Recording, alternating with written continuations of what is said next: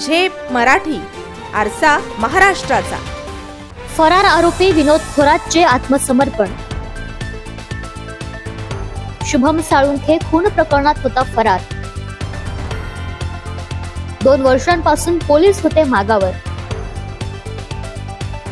धुळे शहरातील गाजलेल्या शुभम साळुंखे खून प्रकरणातील फरार आरोपी विनोद थोरातने अखेर 2 वर्षांनंतर न्यायालयात आत्मसमर्पण केले आहे।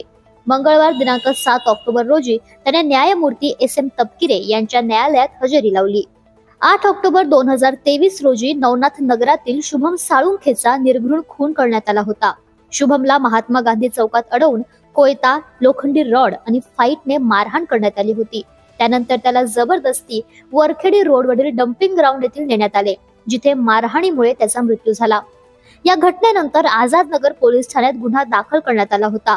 तपासादरम्यान ही संघटित गुन्हेगारी असल्याचं उघड झाल्याने पोलिसांनी 10 संशयितांविरुद्ध मोक्का अंतर्गत कारवाई केली होती। त्यापैकी 7 आरोपींना पोलिसांनी ताब्यात घेतले, तर परेश विनोद थोरात आणि हर्षल रघुनाथ चौधरी यांना जामीन मिळाला होता। मात्र विनोद थोरात आणि शरद गर्गे हे दोघे घटनेनंतर फरार होते।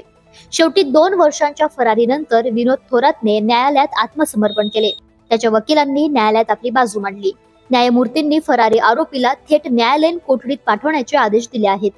प्रतिनिधी कार्तिक सोनवणे, झेप मराठी, धुळे।